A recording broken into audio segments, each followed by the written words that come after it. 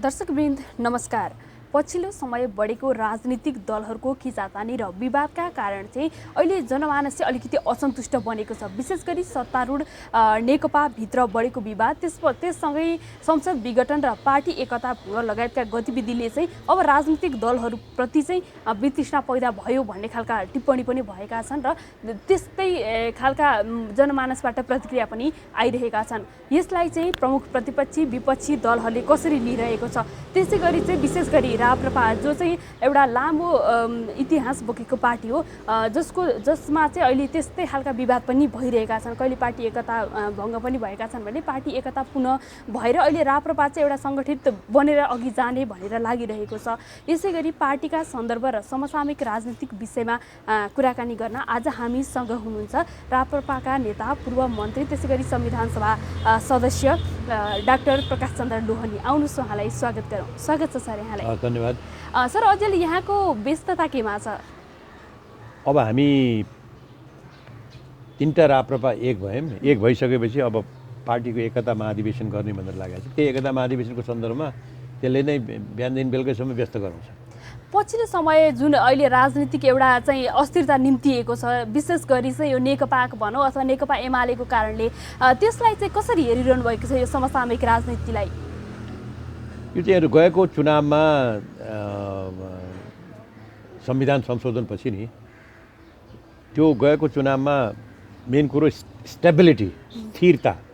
नेपालको राजनीतिमा 9 महिनामा प्रधानमन्त्री बदलिने, 20 वर्षमा 20वटा प्रधानमन्त्री भयो होला होइन, मन्त्रीहरू त्यत्तिकै बदलिने, यो एउटा कुराले गर्दाखेरि नेपालमा राजनीतिक अस्थिरता आयो। यसले भ्रष्टाचारलाई बढावा दियो, यसले सुशासन दिन सकेन, नेपाली जनताको विश्वास लिन सकेन। त्यसकारण स्थिरता चाहियो। अब 5 वर्षको स्थिरता चाहियो। एउटा संविधान त्यस्तो हो, त्यसले 5 वर्षको स्थिरता दियोस् र संविधान प्रजातान्त्रिक संविधान हो। यो कुरा गरेर उहाँहरूले संविधान लिएर आउनुभयो। संविधान लिएर आउँदाखेरि स्थिरताको कुरा प्रोभिजन्सहरू पनि छ त्यहाँ। जस्तो 2 वर्षसम्म तपाईँको अविश्वासको प्रस्ताव ल्याउनु नपाइने, त्यो स्थिरताको कन्डिसन हो।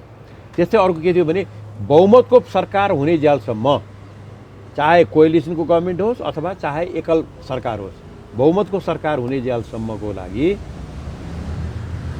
त्यो सरकारले आफूले चाहेको बेलामा संसद विघटन गर्न नपाउने। संसद विघटन गर्न पाउने, तर संसद विघटन गर्दाखेरिको शर्त पुरा गर्नु पर्यो। शर्त चाहिँ के भने सरकारै बन्न नसक्ने अवस्था भयो, त्यो बेलामा भिन्दै कुरा हो। तर जबसम्म बहुमतको सरकार रहन्छ त्यो बेलासम्म संसद विघटन गर्न नपाउने भन्ने ल्याएको थियो। र यसले गर्दाखेरि के भने अब नेपालमा सुशासन हुन्छ, नेपालमा आर्थिक विकासको एउटा नयाँ लहर हुन्छ र नेपाल स्थिरता र गतिशीलताको बाटोमा नेपाल जान्छ भन्ने जुन थियो। यो 3 वर्षमा नेपालमा भएका सत्ताधारीहरू र प्रतिपक्षको पनि त्यतिकै जिम्मेवारी हुन्छ। सत्ताधारीहरू र प्रतिपक्षले यो 3 वर्षमा त्यो अवधारणालाई नै यिनीहरूले चकनाचुर पारिदिएका छन्। किनभने प्रधानमन्त्रीजीले चाहिँ उहाँलाई अधिकार त थिएन नि त, त्यो संविधान अन्तर्गत अधिकार थिएन। भनिन्छ यहाँ के भनेदेखि चाहिँ संविधान प्रधानमन्त्रीले संविधान विघटन गर्ने किन नपाउने, किन इच्छा नहुने भनेर भनिन्छ नि। त्यो चाहिँ लेख्नु पऱ्यो नि त्यो संविधानमा। संविधान भनेको जे लेखेको छ त्यही अनुसार जाने हो। संविधानमा प्रधानमन्त्रीले इच्छा गरेको बेलामा संसद विघटन गर्न पाउँछ भनेर लेख्नुहोस्, ठिक छ। तर त्यो चाहिँ नलेख्ने, बहुमतको सरकार हुने जेलसम्म चाहिँ तपाईँले विघटन गर्न नपाउने भनेर लेख्ने, अनि आफूलाई इच्छा लाग्यो भनेदेखि त्यो प्रजातन्त्र हो, संसारमा सबतिर यस्तै हुन्छ, त्यस कारण किन नगर्ने भन्ने यो तपाईँको दोहोरो हो। एक किसिमको चाहिँ दोहोरो चरित्रले गर्दाखेरि चाहिँ सरकार उहाँले विघटन गर्नुभयो। सरकार विघटन गरेपछि नेचुरली यो संविधानको मेजर फोकस जुन हो नि, संविधानको मेजर नेपाली जनतालाई दिन्छु भनेको कुरा जुन हो त्यसमा नै उहाँहरूले आघात गर्नुभयो। अहिले आघात गरेर यसले नेपाली जनतामा एउटा वितृष्णा फैलिएको छ। एकातिर यो राजनीतिक पक्ष हो, आर्थिक पक्षमा जुन किसिमको सुशासन, आर्थिक अनुशासन लिएर आउँछु भनेर 3 वर्ष भन्नुभएको थियो नि, त्यो एउटा सपना नै भएको छ। यो 3 वर्षमा नेपाल एउटा भ्रष्टाचारमा कीर्ति पनि कसरी भन्नु है, कीर्ति शब्द त राम्रो कुलाई भन्छन्। नेपाल एउटा कुख्यात भ्रष्टाचार वृद्धि गर्ने देशमा चाहिँ नेपाल अहिले पुगेको छ नेपाल अहिले ट्रान्सपरेन्सी इन्टरनेसनलले र त्यसलाई संरक्षण गर्ने काम नेपाल सरकारले गरिरहेको छ भनेर भनेको छ। हेर्नुहोस् है, सबभन्दा ठुलो चार चाहिँ त्यो पो त भ्रष्टाचारलाई संरक्षण कसले गरिरहेछ त? नेपाल सरकारले। भ्रष्टाचार बढेर जाने, आर्थिक अनुशासनहीनता बढेर जाने, भनेको कुरा गर्न नसक्ने, डेलिभरी दिन नसक्ने, साधारण खर्च चाहिँ व्यापक बढेर जाने, विकास खर्चै गर्न नसक्ने, अनि जुन स्थिरता तपाईँले ल्याउँछु भन्नुभएको थियो राजनीतिक रूपमा, त्यो स्थिरतालाई तपाईँले त्यो संविधानलाई च्यातेर एक किसिमले अस्थिरतामा तपाईँले रूपान्तरण गरिदिनु भयो भने तपाईँले वास्तवमा यो संविधानलाई तपाईँले संरक्षण गरेको भयो कि संविधानलाई तपाईँले सिध्याउनु खोजेको भयो? यस्तो अवस्थामा संविधानको विपरीत अस्थिरता उत्पन्न हुने अवस्थामा राष्ट्रपतिका जाँदाखेरि राष्ट्रपतिका संसद विघटन गर्ने प्रस्ताव जाँदाखेरि यो किन हो? यो राष्ट्रपति त संसदको त संविधानको संरक्षक हो नि त। संरक्षकको हैसियतले त दुईवटा प्रश्न सोध्नु पर्थ्यो नि त। संरक्षकको म यो घरको संरक्षक हो भनेर भनेदेखि कोही मान्छे आयो, अनधिकृत मान्छेले आउनु खोज्यो भने तपाईँ किन आउनु भनेर सोध्नु पऱ्यो नि संरक्षकले। त्यति पनि नगरेर उहाँले जुन सही गरिदिनु भयो, त्यसले गर्दाखेरि यो संविधानलाई भत्काउने काममा वर्तमान सरकार र हाम्रो सम्माननीय राष्ट्रपतिजीकै सहयोग देखियो। त्यसले गर्दाखेरि नेपालमा चाहिँ एउटा वितृष्णा फैलिएको छ, आशंका फैलिएको छ, के कतातिर देश जाला भन्ने फैलिएको छ। र यो सबै काम गर्दाखेरि त्यसमा चाहिँ मौन साधेर, मौन संरक्षण भन्नुहोस् न, मौन एउटा सम्मतिको रूपमा चाहिँ हाम्रो प्रतिपक्ष बस्नुभयो, एउटा चाहिँ भराजमी भएर बस्नुभयो। प्रतिपक्षले जसले कि सरकारले संविधानको विपरीत गयो, विचलन जान खोज्यो भने सबभन्दा बढ्ता आवाज उठाएर त्यसलाई चाहिँ सरकारलाई ठेगान लाउनु पर्ने हो नि त प्रतिपक्ष भने, किन त्यो त गभर्मेन्ट इन वेटिङ हो। त्यस कारण यसले गर्दाखेरि देश चाहिँ अशान्ति र अराजकताको स्थितिमा जाने डर फैलिएको छ। एउटा बिम्बको रूपमा म तपाईँलाई के भन्छु भने, तपाईँ भर्याङ चढ्न लाउनु भएको छ भने भर्याङ चढ्दाखेरि यसै पनि तपाईँको सास लामो सास लिनुपर्छ, सजिलो हुँदैन नि उकालो। भर्याङ चढ्दै हुनुहुन्छ, भर्याङको दायाँ बायाँ के छ? रेलिङ छ। त्यो रेलिङ भनेको संविधानले राखेका रेलिङहरू हो। त्यो तपाईँ नलड्नुहोस् भनेर, तपाईँ कहिले कहिले समस्या पर्दाखेरि हुन्छ नि, तपाईँ भर्याङ चढ्दाखेरि सास बढ्ता भयो अथवा चाहिँ तपाईँलाई सास लिन अलिकति गाह्रो भयो भनेर भने रेलिङ समात्नुहुन्छ। त्यो रेलिङले तपाईँलाई भर दिन्छ, रेलिङले तपाईँलाई अडेर जाने शक्ति दिन्छ, त्यो रेलिङले तपाईँलाई माथि चढ्ने शक्ति दिन्छ। तर त्यो अहिलेको के देखिराखेको छ भनेदेखि त्यो रेलिङहरू नै हामी भत्काउन लाग्यौँ। संविधानले दिएका रेलिङहरू भत्काइसकेपछि अनि तपाईँ भर्याङ कसरी चढ्नुहुन्छ? चढ्न सक्नुहुन्न। अनि दायाँ बायाँ अलिकति तपाईँको समस्या आउने बित्तिकै लड्नुभयो भने तपाईँ त लड्नुभयो, तपाईँले देशलाई लडाउने स्थितिमा आज पुर्याउन लाउनु भएको छ। त्यही हो समस्या। त्यसो भए चाहिँ प्रधानमन्त्रीको यो गतिविधिले चाहिँ अब चाहिँ मुलुकमा एउटा स्थिरता हुन सक्दैन, बहुमत पाउँदा अथवा 2/3 पाउँदा नभएको स्थिरता चाहिँ अब कहिले नै हुन सक्दैन भन्ने खालको सन्देश दिएको। होइन, एउटा के भनेदेखि एउटा जुन मान्छे नेपाली जनतामा एउटा भावना थियो कि यो संविधानमा तपाईँको स्थिर संविधान नभएको कारणले गर्दाखेरि, स्थिरता उन्मुख संविधान नभएको कारणले गर्दाखेरि यो 9 महिनामा सरकार परिवर्तन भएर देशले माथि जान सकेन। त्यसकारण स्थिरतालाई संविधानभित्रै सुनिश्चित गरेर 5 वर्ष चुनावमा जितेपछि संविधानभित्रै त्यो स्थिरतालाई सुनिश्चित गरेर राख्ने जुन एउटा संरचना ल्याएको छ यो संविधानले, त्यसलाई त उहाँले ध्वस्त पार्नुभयो। यो संविधानलाई त्यो मानेमा उहाँले असफल पार्नु भएको छ। अब त्यसो भए चाहिँ यो नेपालमा चाहिँ यहाँहरू पनि हुन त सक्रिय भएर लागिरहनु भएको छ। अब चाहिँ कसको विश्वास गर्ने? क्या राजनीतिक दलहरूले त लगभग अहिले त सबै टेस्टेड भइसक्नु भयो नि त, कसैबाट नि अपेक्षाकृत काम हुन सकेन। अब के गर्ने? तपाईँले भने प्रश्न जायज हो। त्यो तपाईँले भने प्रश्न, किनभने घर बिग्रियो भनेदेखि त्यो घर सम्हाल्ने कसले? बाहिरको मान्छेले त सम्हाल्छ त। बाहिरको मान्छेले आयो भने सम्हाल्दैन, हस्तक्षेप गर्छ, एउटा पक्षको साथ लिन्छ। उसले तपाईँको जुन घरको समस्या हो उसले लिइसकेपछि एउटा पक्षको साथ लिएर तपाईँलाई उसले हालिमुली गर्ने सम्भावना रहन्छ नि त। त्यसकारण त्यो सम्भावना नेपालमा बढेर जान लाग्यो। त्यो नहोस् भनेर भन्नको लागि घरभित्रकै मान्छेले सम्हाल्नु पऱ्यो। भनेको मतलब घरभित्र भनेको नेपाली जनता, घरभित्र भनेको नेपालको नागरिक समाज, घरभित्र भनेको नेपालको प्रेस, जस्तो तपाईँहरूले अहिले यसरी अन्तर्वार्ता लिनुभएको छ, एउटा स्वतन्त्र प्रेस अथवा जति संवैधानिक इकाइहरू छन् तपाईँको, तिनीहरूले आफ्नो ड्युटी अन्तर्गत सचेत भएर काम गर्नु पऱ्यो। र यो भएन भनेर भन्ने कुरामा प्रतिपक्षले एकदमसित आवाज उठाउनु पऱ्यो। संसदका समितिहरू एक्टिभ हुनु पऱ्यो। भनेको यो एउटाको मात्रै जिम्मेवारी होइन तपाईँको, तर के भनेदेखि चाहिँ समष्टिले यसमा लाग्नु पऱ्यो। घर भत्किन लाग्यो, घर बिग्रिन लाग्यो भने सबै जुट्नु पऱ्यो नि त। सबै जुट्ने एउटा वातावरण चाहिँ बनाउनु पऱ्यो। तर त्यसलाई नेतृत्व दिने चाहिँ अहिले त्यो क्षमता चाहिँ अहिले देखिएन। तपाईँको नेतृत्व दिने क्षमता देखिएन। अब नेतृत्व दिने क्षमता देखिएन भनेर घर भत्काइ हेरेर बस्नु पनि भएन। जो जहाँ छ त्यसले सम्हाल्नु पऱ्यो। जस्तो तपाईँको अहिले मैले देखिरहेको छु नेपालको प्रेसले नै भन्नुहोस् न, प्रेसले एउटा विपक्षीको चाहिँ ठुलो काम गरेको छ प्रेसले। यो नेपालको प्रेसले पहिले आन्दोलन हुँदाखेरि सबभन्दा बढ्ता सहयोग कसले गरेको थियो? अहिलेका शासक वर्गलाई गरेको थियो नि त, होइन? प्रेसका मान्छे झल्कान गएको थिए, प्रजातन्त्रका मूल्य मान्य चाहियो भनेर चाहिँ सबभन्दा बढ्ता सहयोग गरे हो नि त। अहिले त्यही प्रेसले चाहिँ यो सरकारले गरेका कुकृत्यहरू, सरकारले गरेका खराब कामहरूको तपाईँको जुन तरिकाले खुलेआम प्रेसको स्वतन्त्रता छ, त्यो एउटा ठुलो आश लाग्दो कुरा हो नेपालको प्रजातन्त्रको लागि, नेपालको डेमोक्रेसीको लागि। सिभिल सोसाइटीले पनि जुन सक्रिय हुनुपर्ने नभए पनि ठाउँ ठाउँमा सिभिल सोसाइटीले आवाज उठाएको हामीले देखिरहेछौँ। त्यसैले जनताको स्तरबाटै तपाईँको आवाज उठ्नु पर्यो, अरू त उपाय त केही छैन। तपाईँले यति पनि यसलाई यसरी सम्हाल्न सक्नु भएन भने के हुन्छ तपाईँको भनेदेखि तपाईँको घरमा कलह हुन थालेपछि तपाईँको ठुल्ठुला दुईवटा देशको बिचमा बस्नु भएको छ, तपाईँ दुईवटा देशले पनि आएर के हो तिमीहरू घरमा भनेर आउन थाल्ने, सोध्न थाल्दाखेरि एउटाले एउटाको पक्ष लिने, एउटा पक्ष लिने। किन? दुइटै छिमेकीहरू पनि त तपाईँको एकअर्कासित मिलेर त बसेका छैनन् भन्दाखेरि एउटाले एउटाको पक्ष लिने, एउटाको पक्ष लिने, अनि बिचमा अचानो भएर बिचमा तपाईँको चाहिँ दुःख पाउने त नेपाली जनता हो नि त। त्यो अवस्था नआओस् भनेर भन्नको लागि अहिले जिम्मेवारी तपाईँको नेपालको प्रेस, नेपालको सिभिल सोसाइटी र नेपालको सबै अरू अङ्गहरू जति छन् नि तिनीहरूमा आएको छ। यो चाहिँ नेपालमा चाहिँ विशेष गरी यो राजनीतिक अस्थिरता हुनुमा चाहिँ बाह्य हस्तक्षेपको चाहिँ मुख्य भूमिका छ भन्ने गरिन्छ नि, त्यो खालको पनि देख्नुहुन्छ यहाँ? अब यो चाहिँ हेर्नुहोस् कस्तो भनेदेखि बाह्य हस्तक्षेप भनेको जब तपाईँ आफ्नो घर सम्हाल्नुहुन्न, घर तपाईँको बिग्रिन थाल्छ, त्यो बेलामा विदेशीहरूले चाहिँ तपाईँको त्यो बेलामा बाह्य शक्तिले चाहिँ आफ्नो स्वार्थ, छिमेकी हो नि त तपाईँ त, मेरो त्यो छिमेकी बिग्रेर गयो भने त मेरो स्वार्थमा धक्का लाग्छ कि भनेर प्रत्यक्ष अप्रत्यक्ष रूपबाट चाहिँ तपाईँको चासो लिने र त्यो चासो कुन हदसम्म जान्छ, त्यो चासो हस्तक्षेपकै रूपमा परिणत हुन्छ कि अथवा त्यो चासोको स्तर के हुन्छ भन्ने कुरा त्यो तपाईँमा भर पर्छ।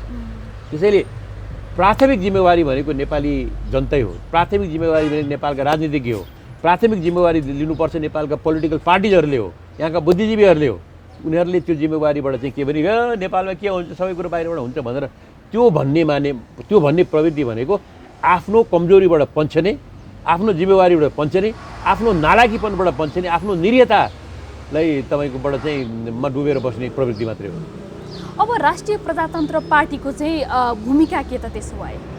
होइन, हामीले त यी कुराहरू जुन तपाईँको मैले तपाईँलाई अहिले जुन भनिरहेको छु, यी कुराहरूलाई अहिले सबभन्दा बढ्ता नेपालमा भइरहेको भ्रष्टाचार, शासनको नाममा नेपालमा शासक वर्गले जुन किसिमबाट नेपाली जनताको स्रोत साधनमाथि दोहन गरेको छ, अत्याचार गरेको छ, लुट गरेको छ, त्यसको बारेमा सबभन्दा बढ्ता आवाज उठाएर जनतालाई सचेत गराउने अहिले राष्ट्रिय प्रजातन्त्र पार्टी लागेको छ। हामी संसदमा त एउटा मात्रै हो सिट, हेर्नुहोस्, एउटा मात्रै भएको उहाँ हुनुहुन्छ, उहाँले पनि आफ्नो काम गरिरहनु भएको छ, तर पार्टी एज ए होल चाहिँ लागेको छ। र हामी अहिले यो एकता महाधिवेशन गर्ने र पार्टी सङ्गठन बनाउने भने पनि यो भूमिकामा राजनीतिक भूमिका जनतालाई लिएर राजनीतिक भूमिकामा सशक्त प्रतिपक्षको रूपमा अथवा हामी चाहिँ जनताको विश्वास भयो भने सत्तामै गएर अथवा त्यो नहुँदा प्रतिपक्षको रूपमा यो विकृतिहरूको विरुद्धमा आवाज उठाउनुको लागि चाहिँ एकजना व्यक्तिले भनेर हुँदैन, सङ्गठित रूपमा जानु पर्यो, जनतालाई सङ्गठित गरेर लैजानु पर्यो। त्यसको लागि सङ्गठन बनाउने काममा, पार्टी बनाउने काममा हामी लागेका छौँ। अब राप्रपालाई चाहिँ विश्वास गर्ने आधार के छन् त यहाँहरूको? राप्रपालाई विश्वास गर्ने आधार त अब तपाईँको चाहिँ म भन्छु नि, अहिलेसम्म राप्रपाका नेताहरू भन्नुहोस् न, राप्रपाका नेताहरूले म यसमा चाहिँ मैले एउटा उहाँहरूलाई चुनौती पनि दिएको छु हाम्रा मित्रहरूलाई कि ल एउटा नागरिक आयोग गठन गरौँ, देशमा नागरिक आयोग गठन गरौँ, नागरिक आयोग गठन गरेर त्यो नागरिक आयोगमा अहिले भइरहेका जति पार्टीका ठुल्ठुला नेताहरू छन् ती सबै नेताहरूको सम्पत्ति जाँच होस्। त्यो नागरिक आयोग गठन भयो भने त्यो नागरिक आयोग गएर हाम्रो सम्पत्ति के छ भने हामी डिक्लेयर गर्न तयार छौँ, हामी तयार छौँ। त्यसको लागि हामी नेपाली जनतालाई विश्वास दिलाउनको लागि कि नेपाली जनतालाई यो यो यो यो पार्टीका नेताहरूले देशलाई भनेर बसेका छन् र यो पार्टीका नेताहरूले राष्ट्रिय सम्पत्तिमा दुरुपयोग गरेको छैनन् भनेर हामी चाहिँ हामी तयार छौँ त्यसको लागि। जाँच्नुहोस्, तर उनीहरूको पनि जाँच्नुहोस्, फेरि जुन नेताहरू हुनुहुन्छ नि उहाँहरूको पनि जाँच्नुहोस्, त्यो हदसम्म हामी गइसकेका छौँ। तपाईँहरूको पार्टीभित्र पनि एक किसिमको विवाद छ नि त, अब कहिले चाहिँ पार्टी फुट्ने फेरि जुट्ने खालको भइरहेको छ। अब चाहिँ तपाईँहरूलाई फेरि चाहिँ जनताले विश्वास गर्छन् भन्ने छ र? अब तपाईँले यो पार्ट चाहिँ तपाईँले ठिक भन्नुभयो, यो पार्टी फुट्ने जुट्ने त हाम्रो पार्टीमा भएकै हो, तर पार्टी फुट्ने जुट्ने यो राप्रपामा मात्र होइन अरूमा पनि भएको छ। त्यसको मतलब मैले यो ठिक भने होइन है, फेरि अरूमा पनि भएको छ, अरूमा पनि भएको छ। अहिले नेपाली नेकपा भनेर जुन पार्टी भन्ने थियो, नेपाल कम्युनिस्ट पार्टी भनेर प्रचण्ड बाबुराम अथवा चाहिँ केपी ओली यिनीहरूको हेर्नु भनेदेखि त यति निकृष्ट गाली उहाँहरूलाई गर्नुहुन्छ कि शब्द भन्न पनि गाह्रो लाग्छ कि एउटाले अर्कोलाई चाहिँ तँ विदेशीको दलाल हो, 24 वर्षदेखि तँ विदेशीको दलाल भएर पैसा खाएर बसिहाल्छस् भनेर प्रधानमन्त्रीले भन्नुहुन्छ। 1 वर्ष अगाडिसम्म हामी चाहिँ राष्ट्रवादी हौँ, हामी यो देशको लागि गर्छौँ भनेर हाम्रो घाँटी जोडिया छ, हामी जतिको राष्ट्रवादी कोही छैन भनेर उहाँहरू भन्नुहुन्थ्यो होइन। भन्दाखेरि त यो त एउटा नाङ्गो भएर उहाँहरू आउनु भएको छ अघि। तपाईँले भने जस्तो हाम्रो पार्टीमा पनि विभिन्न कारणले गर्दाखेरि हामीहरू चाहिँ फुट्यौँ, तर अब हामीले एउटा अनुभवबाट पनि सिकेका छौँ भन्नुहोस् न, सिकेका छौँ र हामी एकताबद्ध भएर एकता नगरिकन चाहिँ हामीले राष्ट्रमा केही गर्नु सक्दैन। यो राष्ट्रको पुनर्निर्माण, नेपाली जनताको जीवनस्तर उठाउने काम, आखिर राजनीति भनेको नीतिमा पनि सबभन्दा माथिल्लो राजनीति हो। त्यो काम गर्नको लागि चाहिँ हामी एकताबद्ध भएर अहिले जानैपर्छ, एउटा खास दृष्टिकोण लिएर जानैपर्छ। जस्तो हामीले भनेको छ नेपालमा राज संस्था संविधानभित्रको राज संस्था, शासन गर्ने जनता हो, शासन गर्ने जनताका प्रतिनिधि हुन्, तर संविधानभित्रको एउटा निष्पक्ष संस्था चाहिँ नेपालको आजको परिवेशमा आवश्यक छ भनेर हामीले एउटा एजेन्डै भनेर भनेका छौँ। त्यस्तै नेपालको अहिलेको चाहिँ तपाईँको चाहिँ 5000 वर्ष पुरानो संस्कार सभ्यता बोकेको नेपाल, हिन्दू र बुद्ध धर्मको संस्कृतिको नेपाल, त्यो संस्कृतिको पहिचान हाम्रो सफ्ट पावर हो। त्यो सफ्ट पावरलाई छोड्नु हुँदैन। त्यस कारण नेपालको पहिचान वैदिक सनातन सर्वधर्म समभाव वैदिक सनातन हिन्दू राष्ट्र हुनुपर्छ भनेर यी एजेन्डाहरू हामीले लिएर गएका छौँ। अघि भ्रष्टाचारको विरुद्धमा हामीले आवाज उठाएर गएको छौँ र हाम्रा कन्क्रिट योजनाहरू छन्। हामी कसरी देशलाई अगाडि लैजान्छौँ भनेर हामी त बहस गर्न तयार छौँ अरूसित। अब तपाईँहरूको यो योजनाले चाहिँ अब आगामी चुनावमा चाहिँ जनताले विश्वास गर्छन् किन गर्दैन? पहिले पनि गरेका थिए। 2039 सालमा 48 सालमा तपाईँको चुनावमा 3 सिट थियो नि त होइन। 2051 सालमा गएर खसेको मतको 19% हामीले पाएको थियौँ। खसेको मतको 20% झन्डै 20% पाएको थियौँ। त्यो बिचमा हाम्रा टुटफुटले गर्दाखेरि तिमीहरू टुटफुट हुनेर आउने हो भनेदेखि चाहिँ किन दिने, अब आखिर जित्ने होइन किन दिने भन्ने खालको चाहिँ साइकोलोजी डेभलप भयो। जनतामा 77 जिल्लामा हाम्रो चाहिँ पार्टीका साथीहरू छन्, एकताबद्ध भएर अब लाग्ने अटोट भएको छ र हाम्रा जुन एजेन्डाहरू छन्, हाम्रा जुन दृष्टिकोणहरू हामीले राखेका छौँ, हाम्रा जुन विश्लेषणहरू हामीले पेश गरेका छौँ, त्यसको आधारमा म के भन्छु भनेदेखि जनताले हामीलाई साथ दिन्छन् र त्यो साथ दिनेमा अहिलेको सरकार अहिलेका प्रतिपक्षले जुन किसिमबाट आफूलाई निकम्म साबित गरेका छन्, नालायक साबित गरेका छन्, त्यसको विकल्प के नेपाली जनतालाई हामी विकल्पको रूपमा हुन्छ। जस्तो तपाईँले चाहिँ जनताले साथ दिन्छन् भनिरहँदा तपाईँहरूकै पार्टीका केही नेताहरू चाहिँ लगभग 6 महिना जति अगाडि चाहिँ नेपाली कङ्ग्रेसमा चाहिँ एउटा जमातै प्रवेश गर्नुभएको थियो नि। यसले त फेरि तपाईँहरूकै पार्टीमा चाहिँ विश्वास छैन भन्ने यो ठुलो कुरो होइन हेर्नुहोस्, यो ठुलो कुरो होइन। यो मास बेस पार्टीमा तपाईँको चाहिँ उतातिर जानु पनि हुन्छ, उताबाट यहाँ पनि आउनु होला। त्यस कारण चाहिँ एकजना मान्छे कोही गयो, एकजना मान्छे आयो भनेर त्यसले केही फरक पारे पनि छैन, त्यसले फरक पार्नु पनि पारेन। अब तपाईँहरू चाहिँ आगामी चुनावमा चाहिँ हिन्दू राष्ट्रको एजेन्डा र राज संस्थाको एजेन्डा बोकेर संविधानभित्रको राज संस्था शासन गर्ने नेपाली जनता हुन्, सरकार बनेको जनताको सेवक हो। संविधानभित्रको राज संस्था जसले संविधानको संरक्षण गर्छ।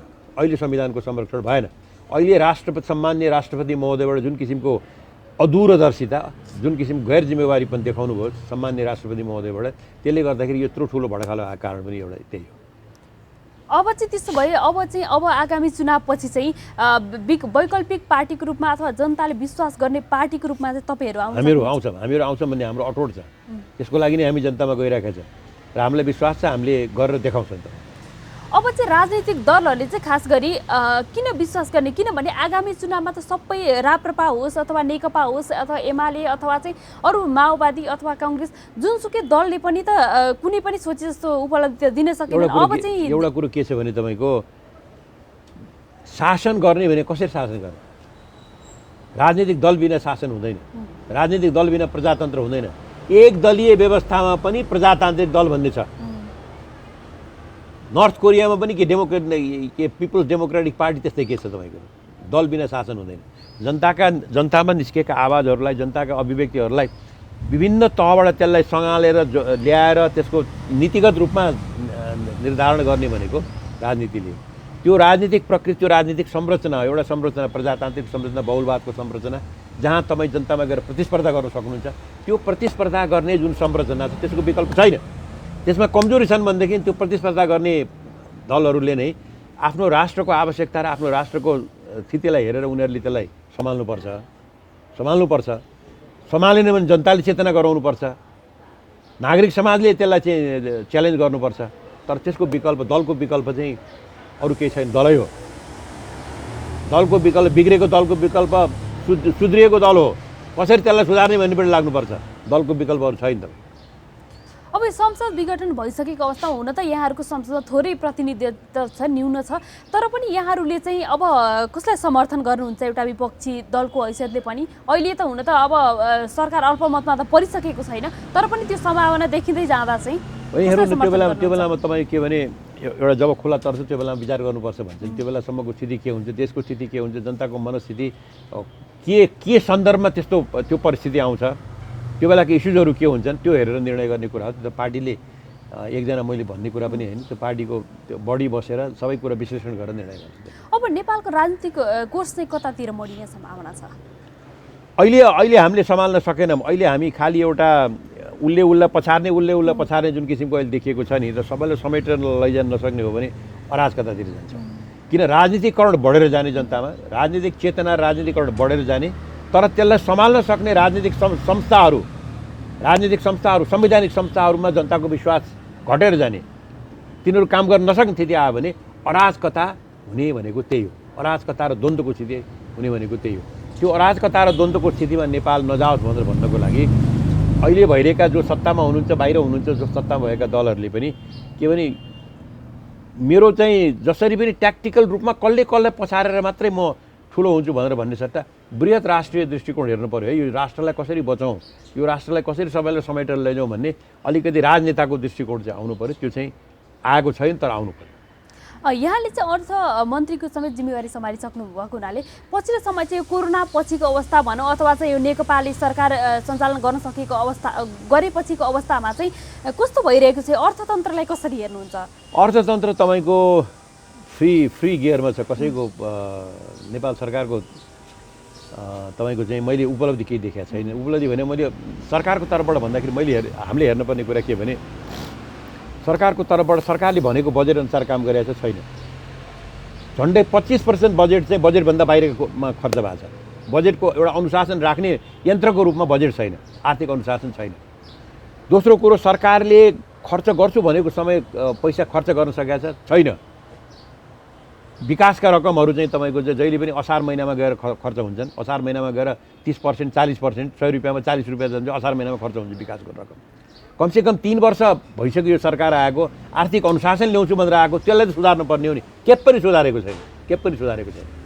प्रशासन निष्पक्ष गर्ने भन्ने कुरामा सबै कुरा भागभण्डा गरेर गएको छ होइन। सबै कुरामा मेरिटोक्रेसी, आर्थिक विकास भनेको त तपाईँको ऱ्यासनल प्रोसेस हो।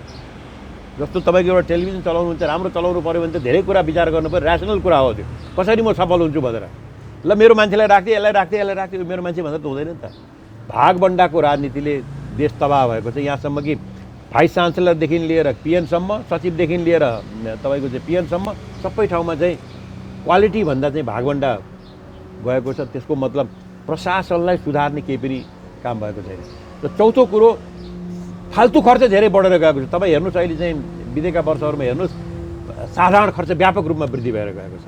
साधारण खर्च, मोटर किन्ने खर्च भन्नुहुन्छ, यो खर्च भन्नुहुन्छ, हेलिकप्टर खर्च, अब राष्ट्रपतिले हेलिकप्टर चाहियो, यो फलानु चाहियो भन्दाखेरि के भने आर्थिक विकासको लागि चाहिने जुन अनुशासन हो र जुन एउटा लक्ष्य केन्द्रित दृष्टिकोण हो नि, लक्ष्य अनुसार म कसरी जाने त भन्ने आफ्ना परिधिहरूलाई चाहिँ व्याख्या गरेर जाने जुन दृष्टिकोण हो, त्यो दृष्टिकोण ठ्याक्कै छैन। त्यसकारण त्यो मानेमा म के भन्छु भनेदेखि तपाईँको चाहिँ नेपाल सरकारले नेपालको दीर्घकालीन रूपमा नेपालको आर्थिक विकासलाई हुने कामहरू चाहिँ ठ्याप्पै गर्न सकेको छैन। एउटा तपाईँको चाहिँ हेर्नुहोस् अहिले तपाईँ 30 लाख 40 लाख मान्छे चाहिँ बाहिर गइरहेका छन्। 3 वर्षभित्रमा तिनीहरूलाई कहिलेसम्म हामीले नेपालमा रोजगारी दिने त? अर्को 5 वर्षमा कहिलेसम्म? केही त हुनु पऱ्यो नि त, केही एउटा भिजन त हुनु पऱ्यो नि कि सधैँ नेपाल चाहिँ यहाँका युवाहरूलाई, यहाँको युवा शक्तिलाई चाहिँ सबै विदेशमा पठाएर अनि चाहिँ त्यसबाट चाहिँ त्यहाँबाट आएको रेमिटेन्सेस अथवा त्यहाँबाट आएको चाहिँ कति मर्छन् हामीले देखिराखेका छौँ। त्यहाँबाट आएका बाकस देखिरहेका छौँ। तिनीहरूले पठाएको रेमिटेन्सेसबाट चाहिँ यो देश मात्रै मात्रै त अब अरू केही गर्न नसक्ने। उद्योग हेर्नुभयो भने उद्योग धराशय भएर गएको छ, म्यानुफ्याक्चरिङमा उद्योगको कन्ट्रिब्युसन घटेर गएको छ, कृषिमा चाहिँ सुधार हुन सकेको छैन, साधारण खर्च बढेर गइरहेको छ, आर्थिक अनुशासनहीनता बढेर गइरहेको छ, अनि भागबन्डाको संस्कृति बढेर गएको छ। जुनसुकै ठाउँमा पनि जसलाई राख्दै पनि हुने यो पहिलेको पजनी सिस्टम लागू भएको छ। 7 दिनमा चाहिँ 41 सचिवलाई दुई पटकसम्म फेरिसकेका छ। स्वास्थ्य मन्त्रालय हेर्नु भने गएको 2 वर्षमा 6 पटक सचिव फेरि। किन भन्दाखेरि यो जुन किसिमको सामन्ती संस्कार प्रशासनमा देखिएको छ नि, यो सबैको समष्टिमा हेर्दाखेरि यो अहिलेको सरकारले नेपाललाई एउटा गतिशील एउटा भविष्य, एउटा चाहिँ आशलाग्दो भविष्य दिनको लागि नेपालको सरकार टोटल्ली फेल भएको छ। खालि के भनेदेखि चाहिँ घर घरमा ग्यास आउँछ अथवा चाहिँ यो कुन्दिने चाहिँ भनिदिने हो, अब नेपालले रकेट पनि छोड्छ भनेर भनिदिनु, त्यति मात्रै भाइ। अब जस्तो यो तपाईँले चाहिँ यो छिमेकी मुलुकहरू चीन र भारतको भूमिकालाई चाहिँ कसरी हेर्नु भएको छ? अब चीन र भारत दुईटै ठुल्ठुला शक्तिहरू हुने। हेर्नुहोस्, ठुल्ठुला शक्तिहरूको प्रयास के हुन्छ भने, अब ठुल्ठुला शक्ति भन्दाखेरि चीन भारतभन्दा अहिले धेरै बढी नै छ, ठुलै छ, तर सम्भावना भारतको पनि छ। चीन सुपर पावरै भइसक्यो भन्नुहोस्, भारत चाहिँ ग्रेट पावर भन्नुहोस् न। सम्भावना भारतको पनि छ, किनभने त्यत्तिकै तपाईँको जनसङ्ख्या छ, एउटा तपाईँको आकाङ्क्षा भएको चाहिँ सरकार छ, दृष्टिकोण भएको सरकार छ। तर दुईटै सरकारको चाहिँ के हुन्छ भने ठुल्ठुला शक्तिहरूले चाहिँ आफ्ना छिमेकी क्षेत्रमा, आफ्ना वरिपरि बस्ने क्षेत्रमा आफ्नो प्रभाव रहोस् होइन भन्ने आकाङ्क्षा हुन्छ तपाईँको। जस्तो अमेरिकामा हेर्नुभयो भने अमेरिकाको चाहिँ ल्याटिन अमेरिका भन्छ नि, साउथ अमेरिकामा चाहिँ कुनै पनि अरू ठुलो शक्तिलाई चाहिँ अमेरिकाले हत्तपत्ती प्रवेश गर्न दिँदैन। तपाईँले बितेका वर्षहरू हेर्नु भने कति ठाउँमा त आफ्नो फौजै पठाएर चाहिँ हस्तक्षेप गरे पनि छ, कति ठाउँमा चाहिँ तपाईँको नदेखिकन हस्तक्षेप गरेको छ, कति ठाउँमा सत्ता पल्टाएको छ उसले भने भएन भनेर। भनेको मतलब ठुला शक्तिले आफ्नो प्रभाव क्षेत्रभित्र अरूलाई आउन हत्तपत्ती दिँदैन, प्रभाव क्षेत्रमा राख्न खोज्छन् अथवा त्यो ठाउँमा अर्को वैकल्पिक आफूसित प्रतिस्पर्धा गर्ने शक्ति आओस् भन्ने चाहँदैन। यो चाहिँ यथार्थ हो। भारत र चीन दुईटै ठुल्ठुला शक्तिहरू हुन्, त्यसैले उनीहरू दुईटैको इन्ट्रेस्ट के छ भने नेपालमा चाहिँ यस्तो सरकार होस् जो उनीहरूप्रति तपाईँको फ्रेन्डली होस्, उनीहरूका स्वार्थहरूलाई बुझिदियोस्, उनीहरूका कुराहरूलाई सुनिदियोस् र एकले अर्कालाई जुझाउने खालको नहोस्, खेल्ने खालको सरकार नहोस् र हाम्रो राष्ट्रिय स्वार्थप्रति संवेदनशील सरकार होस् भन्ने चाहना चीनको पनि हो, भारतको पनि हो, दुईटैको हो। त्यसमा सन्तुलन गरेर नेपालको राष्ट्रिय स्वार्थको परिवेशमा तपाईँहरूको पनि विश्वास लिएर तपाईँहरूका स्वार्थलाई पनि हामी समेटेर लैजान्छौँ, तर आफ्नो स्वार्थलाई तल पारेर होइन, आफ्नो स्वार्थलाई तिलाञ्जली दिएर होइन। हाम्रो आर्थिक विकासको स्वार्थ, हाम्रो राष्ट्रिय स्वतन्त्रताको स्वार्थ, हाम्रो जनताको आर्थिक उन्नति उठाउनु पर्ने जुन स्वार्थ हो, त्यो स्वार्थलाई मध्यनजर राखेर तपाईँहरूसित कसरी हामी मिलेर जाने, तपाईँहरू दुईटाको बिचमा कसरी चाहिँ सद्भाव रहोस् भन्ने कुरालाई सुनिश्चित गर्ने कुरामा नेपाल भूमिका खेल्छ भनेर लैजान सक्नुपर्छ। अब अन्त्यमा के भन्न चाहनुहुन्छ? अब अहिले हामी एउटा चाहिँ तरल अवस्थामा छ राष्ट्रको अवस्था, तर म के भन्छु भने यो नेपाल भन्ने देश चाहिँ हजारौँ वर्षदेखि खडा भएको देश हो, नेपाल भन्ने राष्ट्र चाहिँ। त्यसैले अहिलेका समस्याहरूबाट हामी तर्से नै होइन कि, तर यसलाई कसरी समाधान गर्ने भन्ने कुरामा नेपालका राजनेताहरूले चाहिँ ट्याक्टिकल कुरामा मात्रै भने मतलब यसलाई कसरी म पछार्छु, योभन्दा ठुलो म कसरी देखिन्छु भनेर क्षणिक ट्याक्टिकल कुरामा, पर्सनल र ट्याक्टिकल कुरामा मात्रै ध्यान नदिएर बृहत राष्ट्रिय परिवेशमा 10-15 वर्षको आज भारत र चीनको बिचमा हामी बसेका छौँ, हामीलाई स्थिरता गराएर लैजानको लागि हामी कसरी मिलेर जानुपर्छ भन्नेमा शासनमा बस्नेहरूले ठुलो दिल राखेर शासनमा बस्नेहरूले सबैलाई लिएर जान सकुन्, त्यो सकेनन् भनेर भनेदेखि चाहिँ हामी सङ्कटमा पर्छौँ। त्यसपछि आउनु दिनु हुँदैन। समयको लागि धन्यवाद। हामीसँग समसामयिक विषयमा कुराकानी गर्न राप्रपाका अध्यक्ष डाक्टर प्रकाश चन्द्र लोहनी हुनुहुन्थ्यो। उहाँलाई समयको लागि धन्यवाद दिँदै क्यामेरा पर्सन कृष्ण बलामी र सन्देश सापकोटासहित म कान्ति नेउपाने पनि बिदा हुन्छु। नमस्कार।